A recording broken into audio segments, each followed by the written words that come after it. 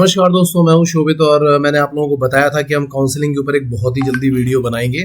तो देखो, आप सभी को पता है कि IMU सिटी की वेबसाइट क्या है, दैट इज imu.edu.in। और जैसे ही उस पर आप आओगे, होम पेज पे आओगे, तो देखो यहाँ पे ये दिखा रहा है ना, यहाँ पे ही IMU की काउंसलिंग का एक लिंक आ रहा है।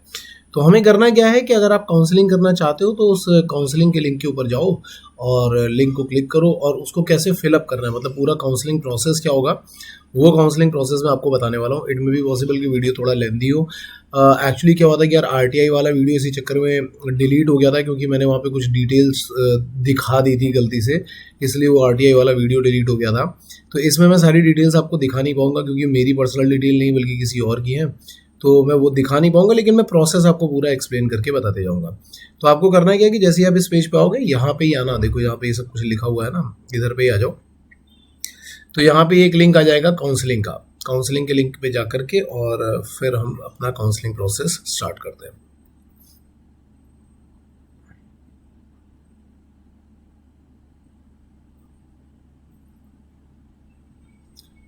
तो ये आ गया लिंक काउंसलिंग का, इस पे मैंने क्लिक किया।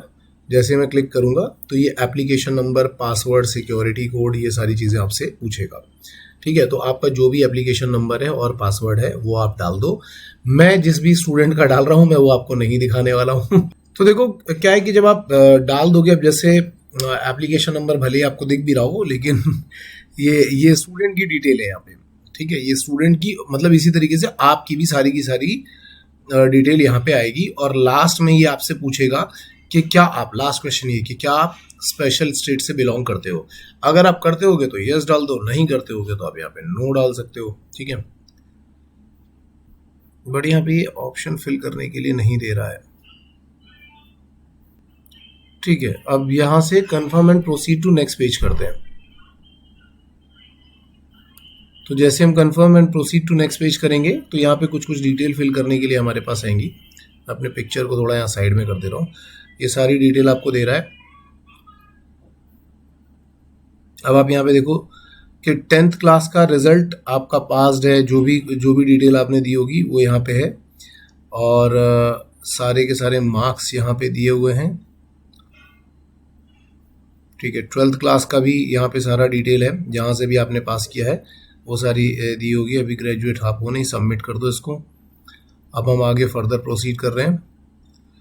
ठीक है, तो फर्दर प्रोसीड करने में please check and validate your data, यहाँ पे फिर से ये देख लो क्या बोल रहा है, please check and validate your data once you confirm and submit detail, you can not edit data. यहाँ पे देखना ध्यान से, अगर एक बार आपने ये डेटा सबमिट कर दिया तो इसके बाद नहीं बदल पाओगे। यहाँ पे जो भी डिटेल बदलनी, कई लोग बोलते हैं ना मेरे नाम में गड़बड़ है, मैंने इसमें गड़बड़ कर दी, मैंने उसमें गड़बड़ कर दी।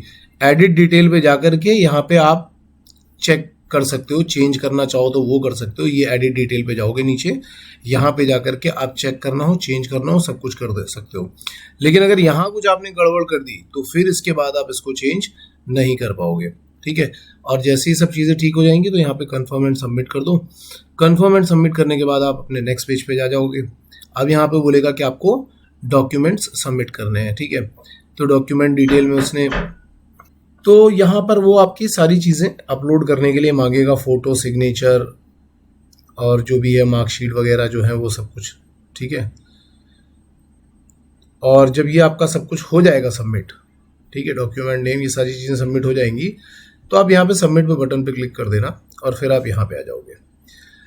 अब आप कौन से कोर्सेज के लिए, ये यूजी आपका दिख ही रहा है, रैंक वगैरह सब कुछ आपकी दिख रही है। अब वो बोलेगा कि अब आपको कैंपस प्रेफरेंस पे डालना है। जैसे कैंपस प्रेफरेंस में मान लो ये बोल रहा है कि बीटेक करना है। अब आपको खुद ही सिलेक्ट करना पड़ेगा कि यार तुम्हें बीटेक करना है पहले, या तुम्हें बीएससी करनी है, या तुम्हें जो भी कुछ करना है, कौन से कैंपस से करना है, वो सारी चीज़ें आपको यहाँ पे प्रेफरेंस वाइज डालनी पड़ेंगी।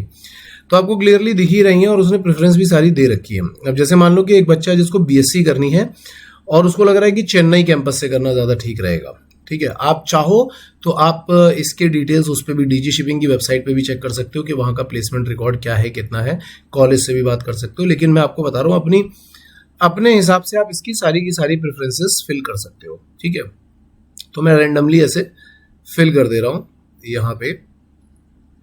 क्योंकि मुझे जस्ट आपको बताना है और इसके लिए मैं आपको ऐसे प्रेफरेंसेस फिल करके, और ये ज़रूरी नहीं कि सारी की सारी ही फिल करनी हो। मान लो आपको 3 ही फिल करनी तो आप 3 कर सकते हो, आपको 3 से ज़्यादा फिल करनी है तो आप 3 से ज़्यादा फिल कर सकते हो। और फिर जाकर के आपको सबमिट बटन पे क्लिक कर देना है। जैसे ही सबमिट बटन पे क्लिक करोगे तो यहाँ आने के बाद वो आपसे फिर से लास्ट में पूछेगा कि आप एडिट करना चाहते हो या नहीं एडिट करना चाहते हो। अगर आप नहीं करना चाहते हो, आप बोलोगे कि नहीं मैं यहाँ पे ही कंफर्म कर रहा हूँ, तो आप यहाँ पे डाल दोगे yes I confirm.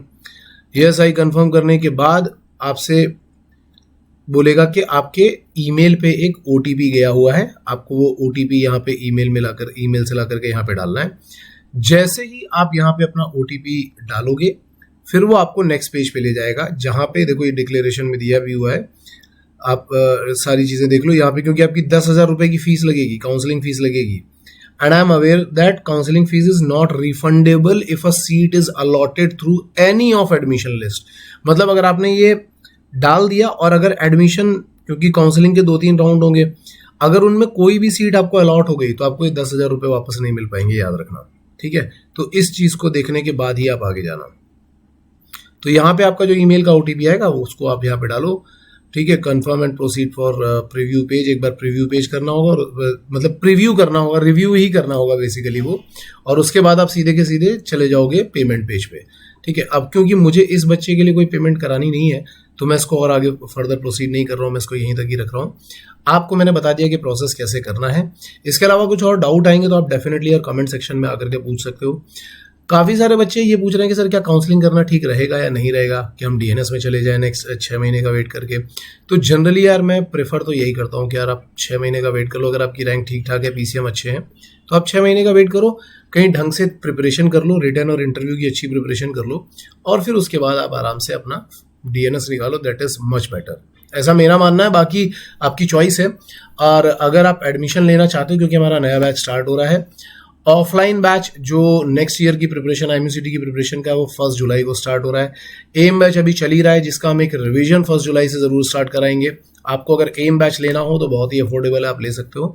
Sponsorship batch भी 1 जुलाई से स्टार्ट हो रहा है। अगर कोई भी इन्फॉर्मेशन चाहिए तो आप हमारे नंबर्स पे कॉल कर सकते हो और हमसे सारे के सारे इन्फॉर्मेशन ले सकते हो। So with this information, Shobhit signing off. All the best guys. कुछ और डाउट्स होंगे तो कमेंट सेक्शन में ज़रूर पूछना, ओके।